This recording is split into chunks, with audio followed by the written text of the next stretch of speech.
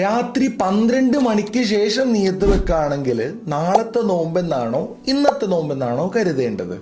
അതുപോലെ ഒരാൾക്ക് നിയത്ത് വെക്കാൻ മറന്നാൽ അല്ലെങ്കിൽ കാരണം കൂടാതെ നോമ്പ് മുറിച്ചാൽ അയാൾ എന്ത് ചെയ്യണം? ആദ്യമായിട്ട്